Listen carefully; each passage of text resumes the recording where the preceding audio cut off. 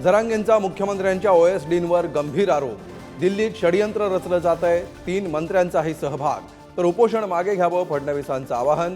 राजकीय नेत्यांची जरांगेंच्या भेटीसाठी रीघ। लोकसभेचा निकाल अति आत्मविश्वासी भाजपा नेत्यांना वास्तवाची जाणीव करून देणारा। आरएसएसशी संबंधित नियतकालिकातून घरचा आहेर। तर आता भाजपची आरएसएसची गरज संपली आहे का, ठाकरेंचा निशाणा। सुनेत्रा पवारांची राज्यसभेवर वर्णी लागण्याची शक्यता। उद्या अर्ज भरण्याचा अखेरचा दिवस। तर पार्थ पवार, समीर भुजबळांचं नावही चर्चेत। विधान परिषद निवडणुकीतला तिढा संपवण्यात महाविकास आघाडीला यश। महायुतीचं गणित मात्र बिघडलं। 4 पैकी 2 मतदारसंघात महायुतीत बंडखोरी कायम।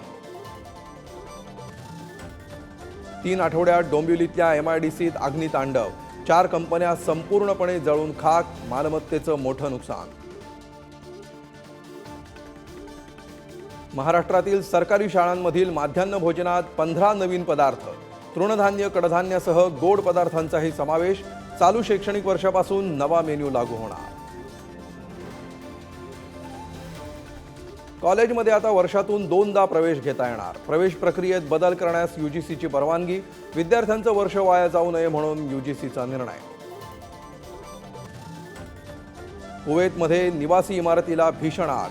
40 जणांचा मृत्यू, मृतांमध्ये 30 भारतीय।